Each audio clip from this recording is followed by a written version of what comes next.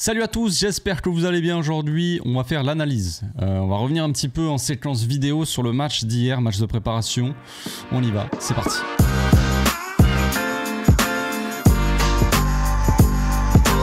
Au passage, n'hésite pas à nous rejoindre si c'est pas encore fait et à partager la chaîne autour de toi, ça fera plaisir à tonton. Bon, j'ai sélectionné pas mal de séquences aujourd'hui. On va pas tirer des conclusions comme j'ai dit hier, hein. C'est une analyse, mais c'est pour montrer un petit peu ce que j'ai remarqué dans le match, ce que j'ai bien aimé. J'ai j'ai uniquement analysé la deuxième mi-temps, c'est-à-dire la mi-temps de Rashford, de Geoffrey Torrens, de Rooney et de Pedro Fernandez. Voilà, j'ai sélectionné quelques trucs aussi pendant le match. J'ai pas voulu faire une analyse complète du match non plus, ça n'a pas forcément un grand intérêt. Moi, ce qui m'intéresse là, c'est de voir un petit peu les petites infos qu'on a eues par rapport aux nouveaux venus, déjà, aux recrues, tout ça, ce qu'ils vont potentiellement apporter, ce qu'ils ont fait pendant le match d'intéressant, tout ça. L'important, c'est pas de vous montrer comment on a battu le Vissel Kobe, on s'en fout. Donc on y va, les amis, c'est parti, on commence. On commence tout de suite avec quelques petites séquences sur Rashford, Marcus, de son prénom. Donc là, comme je l'ai dit, deuxième mi-temps, on joue la 49e minute. Les maillots sont toujours aussi dégueulasses. Enfin, la couleur des deux maillots, c'est immonde. Je sais pas comment qui a décidé de faire ça. Mais pour regarder, pour voir un petit peu bien, on va dire, le match hier en direct, même pour les joueurs, j'imagine ça devait être un peu compliqué parce qu'un maillot bleu et rouge, blaugrana, rouge un peu bordeaux, voilà, et avec un maillot complètement rouge, bon, en tout cas pour nous, c'était un petit peu complexe. Pour les joueurs peut-être aussi, bref, on s'en fout. Donc là, Ronald Araujo a le ballon en défense et ce qu'on voit ici, c'est Geoffrey tout en bas et Marcus ici qui a pris place un petit peu plus à l'intérieur du jeu. Geoffrey étant dans le couloir carrément. Donc on voit Ronald qui avance, chercher un peu une solution. Moi, ce qui m'intéresse ici, c'est l'appel de Rashford en bas. Voilà, bon, Ronald lui donne pas la balle, mais en tout cas, Rashford a souvent tendance, pendant le match hier, en tout cas, à faire des appels. On l'avait déjà vu un petit peu dans l'analyse de Rashford quand il était à Aston Villa, mais c'est un joueur qui fait beaucoup d'appels. Alors là, l'appel n'était pas tranchant, mais il demande la balle.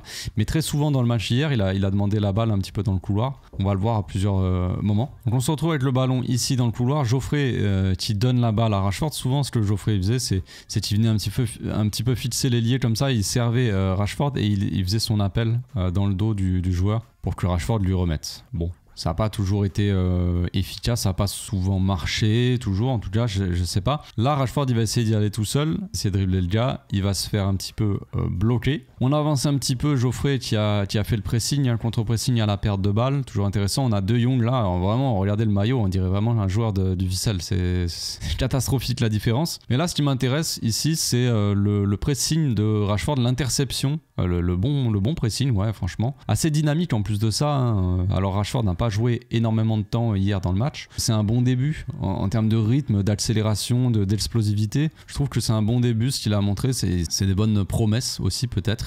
Pour la suite, on verra. Donc là, passe du joueur de Vissel et hop, Rashford qui intercepte la balle et qui directement se met en route vers l'attaque, quoi, tout simplement. Il va attaquer la zone, rentrer un petit peu dans la surface. Je pense qu'il va essayer de jouer le 1-2 avec Robert. Alors, peut-être qu'il y a incompréhension, je sais pas. Je sais pas si vraiment il joue le 1-2 parce que si Robert lui redonne, il va se retrouver ici dans cette zone là et ça va être plus compliqué pour lui de marquer. Peut-être qu'il aurait dû venir vraiment fixer le défenseur, l'amener ici pour libérer Robert du marquage et ensuite lui faire une passe. Je sais pas. Il va la donner à Robert mais il lui donne un petit peu, Robert l'attend pas en fait. Donc après, comme je l'ai dit, ça c'est pas vraiment un gros souci, c'est un manque un petit peu d'automatisme, de compréhension. Il faut que les deux se comprennent.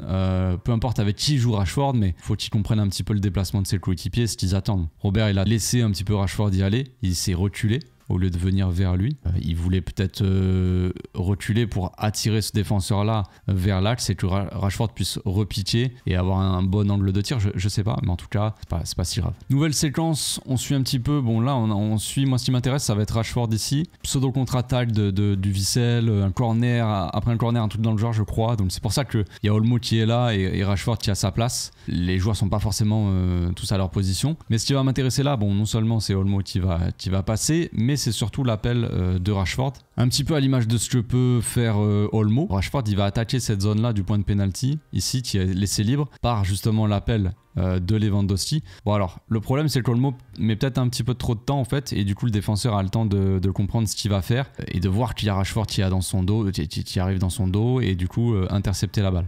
malheureusement. Et c'est un peu dommage parce que là c'était plutôt bien joué. Si Olmo rentre dans la surface, à ce moment-là, ici, rentre sur son pied droit et serre. Bon alors là, à l'instant T, Lewandowski est peut-être dans la trajectoire du ballon. Mais si Olmo fait la passe à Rashford, Lewandowski peut avoir l'intelligence aussi de laisser passer le ballon, de faire semblant de la prendre, de laisser passer dans le dos. Si Olmo fait semblant de la donner, enfin en tout cas la donne à Rashford et que Lewandowski fait semblant de la prendre, comme s'il allait attaquer cette zone-là, ici ce défenseur central, il va resserrer sur Lewandowski. Et ça aurait laissé un champ libre pour Rashford, point de péno, la cage complètement ouverte. Et là, il aurait pu allumer. Malheureusement, on joue un petit peu trop lentement et la défense elle a le temps de se resserrer avec le milieu qui vient ici, qui redescend sur Olmo, entre Olmo et Rashford et le défenseur ici. Donc le ballon est intercepté malheureusement. Nouvelle séquence, on va suivre un petit peu Geoffrey cette fois-ci. Chesney il relance sur Geoffrey. On l'avait déjà vu dans le focus sur le joueur. C'est un joueur qui aime bien se sortir d'un pressing, qui est assez à l'aise là-dedans. Alors hier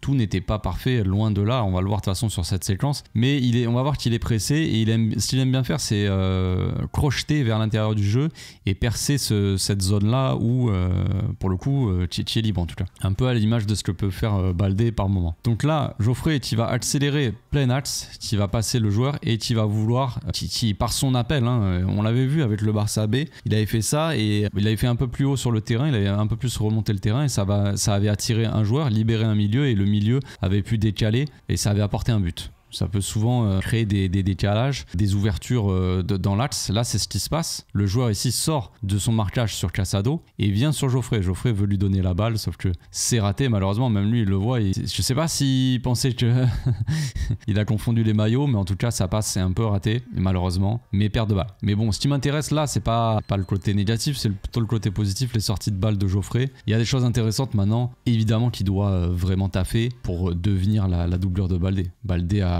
largement de l'avance sur le joueur. De toute façon, Baldé a beaucoup plus d'expérience, même s'il est jeune. Titulaire indiscutable, ça c'est évident. Nouvelle séquence, cette fois-ci on va voir un petit peu l'alignement défensif. Donc là, je ne suis pas un joueur en particulier, mais on a parlé un peu de l'alignement défensif la saison dernière. On a vu qu'en fin de saison c'était un petit peu plus compliqué. Et là, ce que je trouve, c'est un petit défaut de Koundé. Je trouve parce que c'est pas la première fois qu'il fait ça, mais on va le voir, ça va être un peu une petite parenthèse. Souvent, il y a un ailier ici.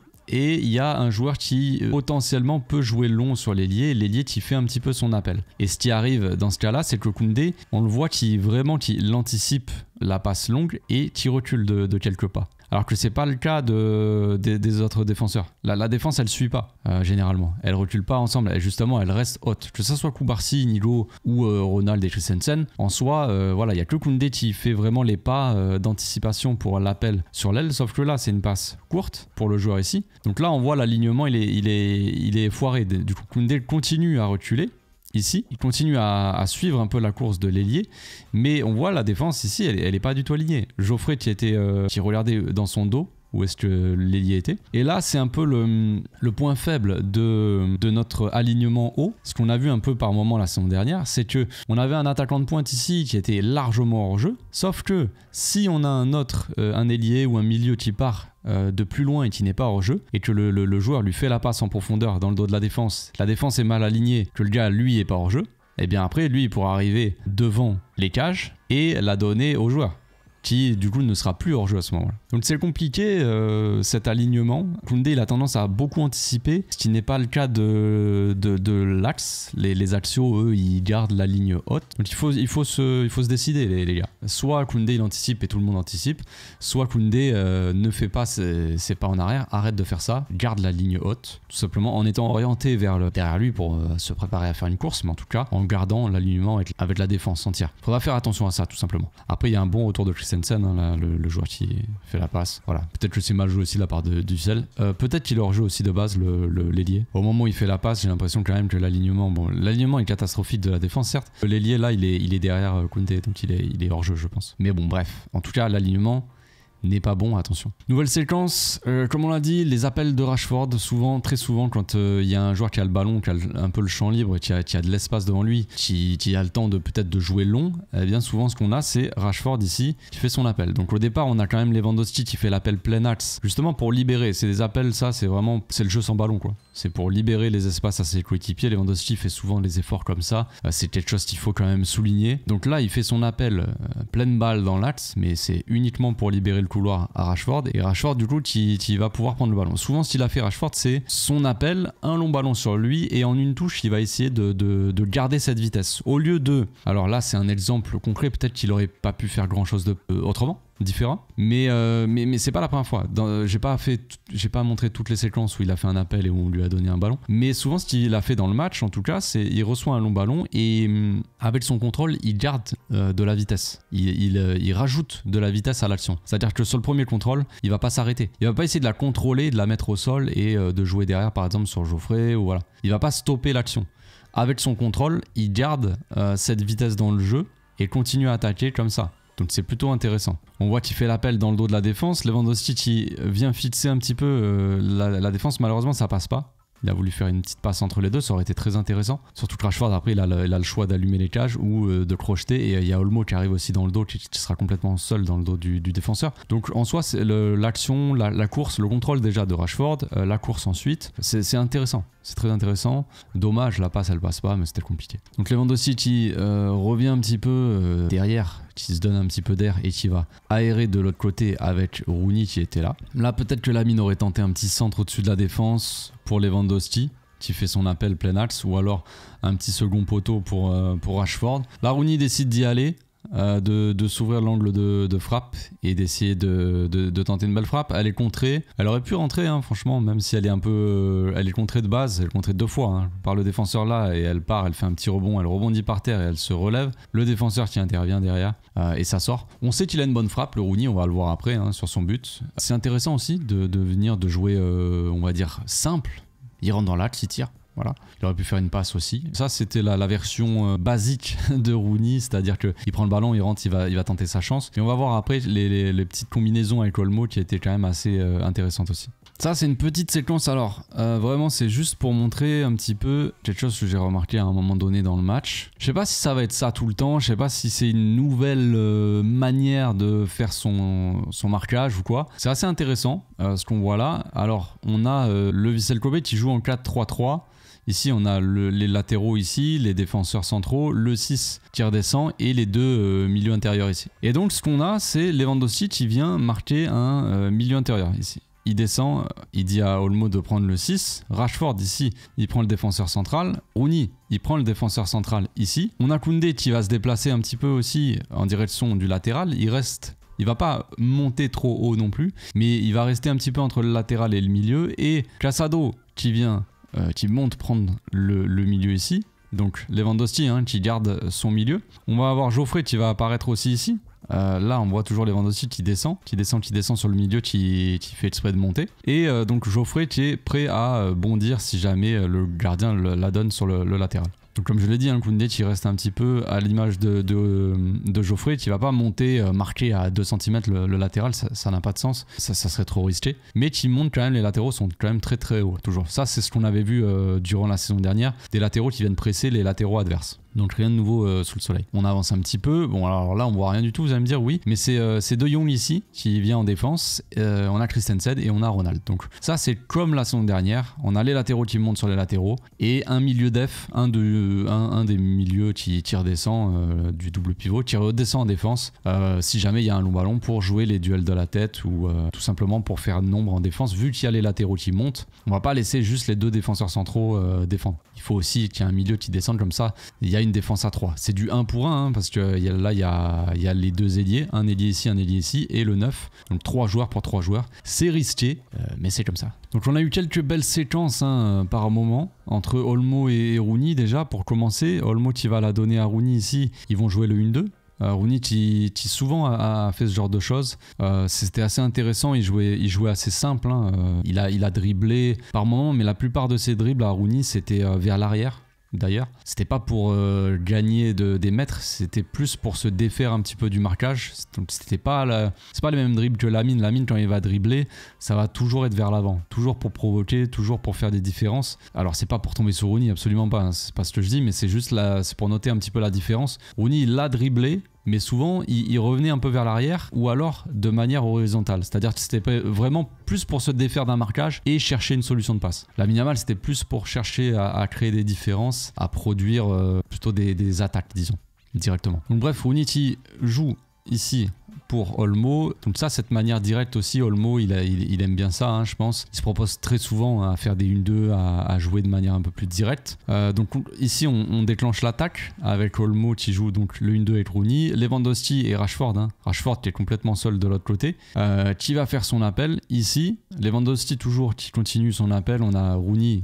Olmo, Lewandowski, Rashford, on a Geoffrey aussi qui arrive d'un peu plus loin. Et là, ce qu'on a, c'est l'alignement défensif, hein, le placement de la défense qui est assez mauvais. On a Geoffrey qui fait l'effort quand même ici parce que le latéral, il va se retrouver en 1 contre 1 avec Rashford, plus si Geoffrey déborde, il sera en 1 contre 2, on va dire. Donc le défenseur ici, il sera obligé de se rapprocher pour aider son coéquipier à venir pour jouer 2 contre 2. Sauf que dans son dos, il y a Lewandowski. Donc ça, c'est plutôt bien joué, même de la part de Rashford qui va... Alors je sais pas s'il était hors jeu, Robert. J'ai l'impression que oui, là, comme ça, mais bon, c'est pas grave. Moi, ce qui m'intéresse, c'est plus l'intention, plus les intentions des joueurs, plus la manière de construire, de construire des attaques, plutôt que vraiment de savoir s'il est hors jeu. Bon, ça on s'en fout à la limite. Donc voilà, comme je l'ai dit, ici le latéral, hein, il suit Geoffrey. On voit, hein, l'orientation de son corps. Il va suivre Geoffrey, donc ce qui va ouvrir potentiellement cet espace entre les deux défenseurs. Et là, Rashford, il va tenter une petite passe ici pour Lewandowski. Alors, il était obligé de la faire un petit peu forte parce que s'il la fait trop molle, je pense qu'elle va peut-être pas passer. S'il la pitch, s'il la lève un petit peu, ça va peut-être être compliqué pour Robert. Donc en soi, la passe... Bon, elle n'est pas parfaite, ok, mais dans l'intention, encore une fois, comme je le dis, c'est plutôt intéressant, je trouve. Maintenant, Lewandowski, voilà, il est un peu court. Je sais pas si on aurait pu faire autrement. Peut-être la passe aurait pu être mieux. Peut-être que Lewandowski aurait pu être... J'en sais rien. Mais dans l'intention, j'ai bien aimé ce genre de truc. Et comme j'ai dit, Rashford hier, il a été intéressant plutôt collectivement que individuellement. Séquence ici assez intéressante, je trouve, globalement dans les appels en fait des joueurs. Ce qu'on va avoir dans un premier temps, bon, Christensen qui a le ballon ici, et ce qu'on va voir, c'est, vous savez, ça fait, on va dire, un joueur sur deux. On va dire, là, il y a Rooney, Olmo, demi-espace, Rashford, qui était pour le coup dans l'axe, qui avait un peu, même s'il est un petit peu centré à gauche, il est plutôt dans l'axe, et Robert qui a pris la place de Rashford, qui est dans le demi-espace gauche, et on a Geoffrey sur l'aile ici. Donc ça fait deux joueurs de couloir, deux joueurs de demi-espace et un joueur d'axe. Et ce qui est intéressant ici, c'est qu'on a le joueur de demi-espace, qui est Lewandowski, qui vient demander le ballon. Pendant qu'il vient demander le ballon, on a l'appel de Geoffrey dans le couloir, et on va avoir l'appel... Alors c'est des appels tranquilles, hein, c'est pas non plus des appels de fou, les appels de fou seront juste après. Donc de Rashford aussi. Donc ça fait un joueur sur deux qui fait un appel et un joueur sur le gars qui est au milieu qui vient chercher dans les pieds. Donc ce qui potentiellement peut un peu désorganiser. C'est-à-dire que là, avec son appel dans les pieds, Lewandowski ici, il attire ce joueur-là sur lui, ce qui libère dans le dos, ici Geoffrey.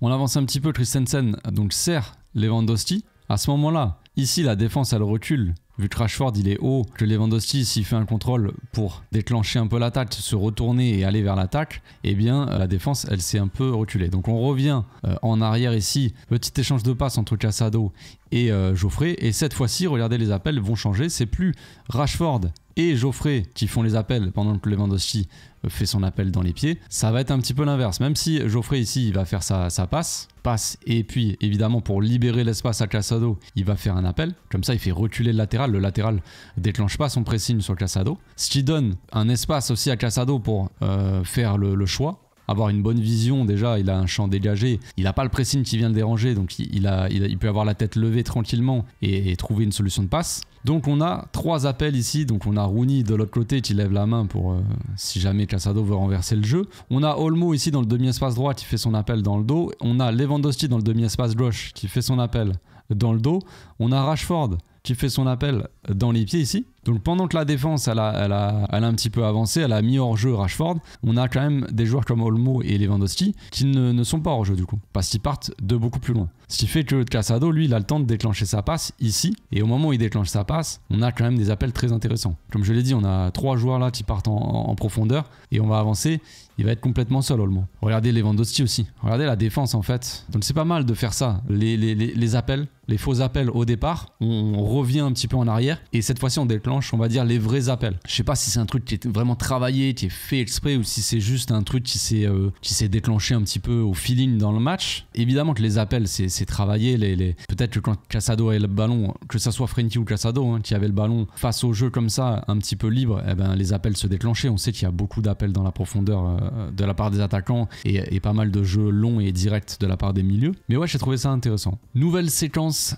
Cette fois-ci, on va regarder un petit peu le jeu, les déplacements de Rashford, de Rooney. Donc ici, on a Rooney qui vient de demander le ballon dans les pieds à Casado. Pendant ce temps-là, on a Koundé qui part dans son dos. Ça, c'est assez intéressant. Donc le joueur ici qui va pas presser Rooney parce que il a vu qu'il y a Koundé qui part dans son dos. Peut-être que c'est mal joué. Peut-être qu'il aurait dû tenter de venir vraiment coller Rooney et l'empêcher de se retourner. Là, du coup, il laisse Rooney libre, qui peut se retourner et lancer Koundé. Et dans tous les cas, lui, il est en retard parce que de base, Koundé est parti avant lui. Donc peut-être mal défendu de la part du Witsel, mais ça, on s'en fout un petit peu. Koundé, donc, il va attaquer le couloir. Ici, on a toujours Robert qui fait son appel, toujours évidemment l'attaquant qui fait reculer cette défense et qui potentiellement peut laisser beaucoup d'espace au joueur qui est derrière lui. Donc Olmo qui est plus placé là pour le coup comme un 10, s'il est vraiment un petit peu dans l'axe, juste derrière, comme presque un 9,5 derrière l'attaquant. Donc on avance. Lewandowski, comme je l'ai dit, qui a libéré de l'espace pour Olmo. Lewandowski qui, à lui tout seul aussi, a attiré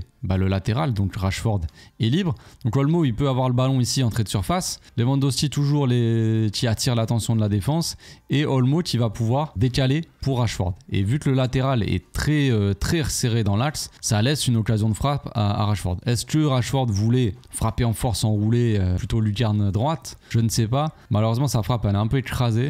Je pense qu'il a vu sa manière de tirer en fait. Je pense qu'il a vraiment essayé de la placer là. Parce qu'il fait vraiment un geste même avec la main. Je sais pas, j'ai l'impression que moi, quand il frappe comme ça, j'ai l'impression vraiment qu'il veut l'enrouler ici. Sa frappe, comme je l'ai dit, elle est un peu ratée. Elle a terre sur le gardien. Mais peu importe. Moi, ce qui m'intéresse, encore une fois, c'est les déplacements des joueurs, c'est les appels, c'est le jeu sans ballon, c'est un peu tout. L'appel de Koundé dans le dos de base avec Rooney qui vient demander dans les pieds. Ça, on l'a déjà pu le voir avec Lamine Yamal et Koundé. Lewandowski qui fait reculer la défense, ça libère de l'espace à l'entrée de la surface pour Olmo, par exemple, ou Firmino, peu importe le joueur qui est là. Ça aussi, on l'a déjà vu et c'est intéressant. Olmo qui décale aussi sur l'ailier qui est laissé libre, que ça soit Rashford ou Rafinha. Ça, on l'a déjà vu aussi, mais bon, je tenais à le montrer. C'est des phases assez intéressantes. Et ce qui est intéressant surtout, c'est que, on l'a dit, je l'ai dit, tout est dit dans la phrase, mais j'ai dit qu'on avait déjà vu ça avec Lamine et qu'on avait déjà vu ça avec Rafinha. Et au final, que ça soit Rooney ou Rashford, c'est des joueurs qui viennent d'arriver et pourtant on voit toujours un petit peu les mêmes séquences, donc ça prouve à quel point peut-être ils se sont assez intégrés, on va dire, parce que s'il y a déjà un petit peu certains automatismes comme ça pour le premier match de la pré-saison, pour la suite ça ne peut que être intéressant. Nouvelle séquence, Koundé a le ballon en défense, on va voir encore une fois les appels dans le couloir gauche, cette fois-ci de Geoffrey, ici Koundé qui va lui faire une transversale, Rashford cette fois-ci là qui est rentré dans l'axe, qui attire avec lui le latéral, il est marqué par le latéral, donc ce qui fait que évidemment Geoffrey il est seul. Là l'ailier de l'autre côté n'est pas revenu vraiment en défense, il garde, il resserre un petit peu dans l'axe pour garder cette équipe, ce bloc compact pour nous empêcher de jouer entre les lignes évidemment, sauf que ça laisse de l'espace pour Geoffrey qui est seul. Là le latéral qui est obligé de décalé dans le couloir, ce qui libère complètement Rashford, qui est complètement seul ici. La défense qui était vraiment resserrée, concentrée, les deux défenseurs qui étaient plus sur Robert au final. Donc Geoffrey, ce qu'il fait, c'est pas mal aussi, il joue direct, petite tête en profondeur, ce qui permet à Rashford de pouvoir faire son appel ici et faire sa course. Bon, il protège un petit peu le ballon, va essayer de se démarquer un petit peu, de provoquer, de se libérer du marquage. On voit Robert ici qui recule un petit peu, qui va potentiellement peut-être demander la balle second poteau pour envoyer une tête. Rashford peut-être peut rentrer sur un crochet là dans l'axe, servir Robert au second poteau. Robert peut soit essayer de mettre un but de la tête, soit à la limite faire une remise de la tête dans l'axe pour Rooney qui arrive ici. Autre chose, voilà, assez intéressante, c'est l'arrivée justement de Rooney. On voit Robert, comme je l'ai dit, qui fait ses petits pas pour il laisse encore une fois libre ici le point de pénalty, donc il fait son appel au second poteau et Rashford lui va avoir la passe en retrait pour Rooney. Des déplacements assez intéressants de la part des trois attaquants qui, on le répète, ne se connaissent pas spécialement, donc il y a un manque d'automatisme, tout ça, et pourtant c'est plutôt intéressant ce qui se passe là avec Rashford qui va faire la petite passe en retrait. Comme je l'ai dit hier dans le débrief, moi ce qui m'a plu, chez Rashford, c'est plus son jeu de passe, son jeu collectif, son apport collectif, c'est les petites passes qu'il faisait, tout ça. Encore une fois, quand il essayait de faire des différences en 1v1, je crois qu'il n'est pas passé une seule fois, ou peut-être une fois, mais c'est pas ça vraiment qui m'a... Bon, après, ça m'a pas dérangé s'il n'est pas à 100% de sa forme, je m'attends pas à ce qu'il soit comme un ouf à dribbler tout le monde. Mais ce qui m'a intéressé par là, c'est son apport, ouais, son jeu collectif. Là, il rentre, il cherche la passe, la bonne passe. Ici, très dangereux de faire cette passe dans cette zone. T'as un joueur qui arrive lancé, ça peut être super dangereux. Malheureusement, bon, Rooney, il se loupe un peu, il y a peut-être un petit rebond avant, j'en sais rien. Mais action intéressante. On va voir le but cette fois-ci de Rooney juste après la séquence de son petit raté. Récupération de Geoffrey. Rashford qui va récupérer, enfin prendre le ballon, se défaire un petit peu du marquage du latéral. Ici, je pense que ça doit être le latéral. À deux doigts de faire faute, on va dire. Peut-être le latéral. Non, ça doit être le défenseur central. Ça, c'est peut-être le latéral ou alors c'est lui, je sais pas. Rashford, donc, il va s'ouvrir l'angle de passe, qui va lancer en profondeur Robert. Plutôt intéressant cette petite passe. Robert qui fait son appel ici entre les deux défenseurs. Encore une fois, le jeu de passe de Rashford, comme je l'ai dit, on va dire sa vista et sa qualité de passe, toujours intéressante. Là, Robert, il va faire quelque chose aussi de très intéressant. Il va pas essayer de s'enfermer, de s'empaler sur le défenseur. Il va plutôt patienter. Il est seul contre toute la défense. Alors là, il est en 1v1, mais il y a quand même le défenseur ici qui revient, les joueurs qui reviennent, et on voit sur cette image-là, sur ce plan, il n'y a que Robert. Il n'y a pas un seul joueur du Barça qui est là. Donc Robert, soit il tente un truc un peu désespéré, soit il tente de dribbler le gars, mais on sait que Robert, c'est pas sa spécialité. Puis il est quand même plus trop explosif à son âge, donc ça va être compliqué de faire une différence à lui tout seul, on le sait. Mais il va faire la bonne chose, il va tout simplement gagner du temps et patienter. Là, on a Olmo qui arrive. Donc Robert, il a un peu patienté, il rentre dans l'axe, il cherche une solution. On a Olmo qui fait son appel comme un ouf ici, plein axe, qui avec lui emmène quasiment tout le monde. Et qui on a en haut, ce bon vieux Rooney qui est là, qui arrive à un peu lancer, on va dire, qui est dans cette zone-là. Libre, libéré par Olmo probablement aussi. Donc Olmo qui continue, Lewandowski qui se sert, on va dire, de son appel, de l'appel de Olmo, qui fait reculer un petit peu, qui amène avec lui tout le monde. Il va servir ici Rooney qui est seul. La passe elle est bonne en plus. C'est vraiment une petite passe comme il faut, dosée comme il faut, à ras de terre. T'es dans les meilleures conditions pour ajuster ta frappe. Là, Rooney, il a l'angle aussi de tir. Donc Rooney, au lieu d'attendre que le ballon il arrive vers lui, il attaque la balle. La balle qui arrive, comme je l'ai dit, qui est pas très très forte, mais qui est bien dosée, justement pour que ce soit facile d'ajuster. Et il va bien ajuster. On voit qu'il s'applique sur la frappe. Hop, tranquille, avec le petit rebond qui vient un peu tromper le gardien aussi. C'est simple et efficace, j'ai envie de dire. La bonne passe, comme je l'ai dit, de base, récupération de Geoffrey. La bonne passe de Rashford qui lance en prof Lewandowski. Lewandowski qui joue bien le coup. Pour le coup, il faut aussi le souligner parce que je suis assez critique avec Robert. Je ne m'en cache pas. J'attends toujours plus, on va dire, d'un attaquant comme lui. Mais là, pour le coup, au lieu de perdre la balle, de vouloir faire un truc un peu désespéré comme j'ai dit, là il a bien joué le coup, il a patienté, il s'est servi de l'appel d'Olmo, il a bien joué le coup, il a été assez lucide sur l'action. Et voilà, et puis ça amène un but, c'est parfait. Et les deux dernières séquences, on va regarder un petit peu ce que nous a pondu le petit Draw. La nouvelle pépite là dont tout le monde parle actuellement, tout le monde va parler je pense. Chaque pré-saison on a une nouvelle pépite, de toute façon on sait. Chaque fois des joueurs qui sont appelés en pré-saison et qui nous montrent de très belles choses. Ça veut pas dire grand chose pour la suite de la saison, on sait pas trop. Ça va être compliqué d'avoir du temps de jeu, mais de ce qu'il nous a montré, j'ai déjà hâte d'en voir plus. Et je pense que tout le monde est un peu du même avis. Donc là, on ressort le ballon avec GG le GOAT qui va trouver donc le petit Draw. Et de toute façon, tu le vois dès son premier contrôle de balle, dès ses premières foulées. Tu vois direct que c'est un gars assez technique. Tu captes un petit peu le profil. Il y a ce genre de joueur où tu vois que dès leur premier contrôle de balle, tu sais que ça va être plus des artistes ou alors ça va être plus être des soldats ou des... Voilà. Et je pense qu'on peut placé dans le petit Draw dans la catégorie plutôt artiste, plutôt créatif, plutôt technicien. Donc il s'emmène un petit peu le ballon, petite feinte pour se retourner, pour se libérer un petit peu du marquage.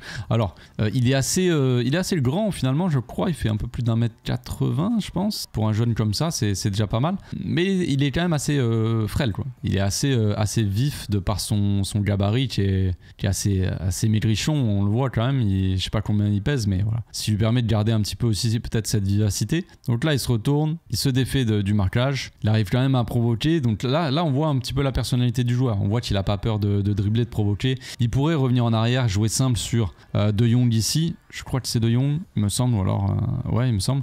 Oui, il pourrait rejouer ici sur Gérard Martin dans le couloir, tu vois, se simplifier les choses. Mais il a la personnalité, la confiance en lui pour aller provoquer, s'enfoncer un petit peu au milieu alors qu'il y a plein de joueurs du Vissel. Et au final, il arrive quand même à donner au dernier moment cette petite passe, on va dire toucher le ballon pour que... là c'est Olmo je crois. C'était pour Casado de base je pense, pour pas perdre le ballon. Derrière, donc on récupère entre Olmo et Casado. Casado qui va servir le petit draw. Et comme j'ai dit, on voit un peu la personnalité. Là il va tenter un petit dribble, une sorte de petite roulette ou un truc dans le genre. Bon, il va être un peu... Il va se louper parce que je pense que le joueur va presque faire faute sur lui, on va dire. Donc ça va l'empêcher, mais tu vois la personnalité. Il essaie un petit peu de dribbler. Il est à 2 doigts de se faire découper. Et on voit quand même qu'il tient bien sur ses jambes, le petit, et qu'il repart direct. Et qu'il il peut servir Gérard Martin. Bon, rien de fou.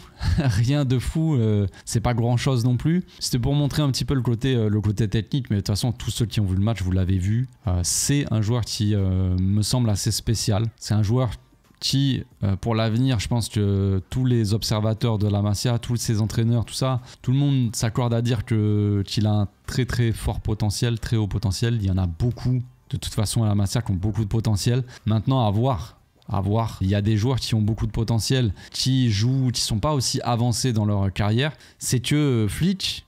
il s'en fout qu'il soit en juvénile B, qu'il ait 8 ans, entre guillemets. Il va pas donner la priorité à ceux qui sont en Barça B, ceux qui sont plus avancés, on va dire, dans leur carrière, entre guillemets. Il va donner la priorité, on va dire, au talent. En tout cas, ce qu'il voit à l'entraînement, ce qui l'intéresse. Ça, c'est une bonne chose. À noter que Draw aussi, il avait été blessé pendant très longtemps. C'est pour ça que ça l'a peut-être aussi empêché de monter dans les catégories. On finit avec son but, le dernier but du match, le but du 3-1. Relance de l'équipe. GG qui va trouver l'axe, la passe ici, hein, souvent c'est ça, on sous-estime la qualité de Gérard Martin, mais GG le GOAT, souvent il trouve cette passe là dans l'intervalle ici, pour Robert ou pour un milieu, ce qui est quand même assez intéressant. Ce que fait quand même très peu Baldé, hein. J'ai déjà souligné ça, à chaque fois que je le dis on me dit que je critique trop Baldé, mais c'est juste ce que Baldé devrait un petit peu plus faire. Il devrait tenter ce genre de passes un peu plus souvent. Baldé, la plupart du temps, il va faire des passes un peu plus de sécurité, on va dire. Cette passe-là, elle est peut-être un peu compliquée, mais elle fait vachement la diff. Parce que tu viens percer l'axe ici, toi tu peux continuer ton appel et tu trouves un soutien. Et là Lewandowski, si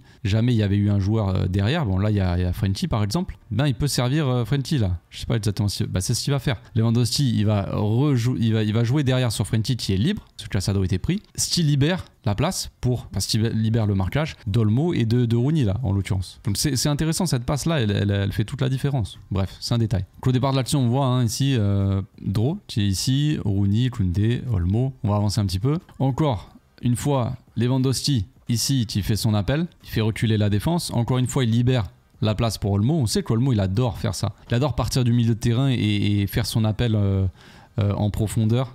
Entrée de surface, Koundé l'a vu. Bon, là ici on a Rooney qui vient un petit peu dans le dos du milieu pour demander le ballon, ce qui attire le latéral avec lui. Donc ça laisse encore plus de place. Là entre Lewandowski qui attire la défense et Rooney qui attire le latéral, ça laisse un gros espace entre les deux et Olmo il va s'engouffrer dans cet espace. Le petit ballon piqué pour Olmo, ce qui va encore une fois attirer les milieux et libérer ici la place pour Pedro. Koundé la passe, au lieu de la faire un peu devant Olmo, il la fait un petit peu derrière. Donc Olmo, il contrôle mais il a du mal. C'est dégagé un petit peu en galère par le défenseur, on le voit ici. Et donc comme je l'ai dit, Pedro ici qui se retrouve dans la bonne zone. On a Gérard Martin qui a pris le couloir. Donc Pedro, ça sert à rien qu'il aille vraiment ailier. On le sait en plus, on l'a dit, mais Pedro de base, c'est plus un milieu de terrain. Un milieu assez offensif certes, mais un milieu de terrain. Il peut jouer évidemment sur l'aile, c'est là où il est rentré hier. C'est un ailier très axial, mais il a tendance à plus être attiré vers l'axe. C'est un joueur d'axe, on va dire. Donc là, il se retrouve dans la bonne zone.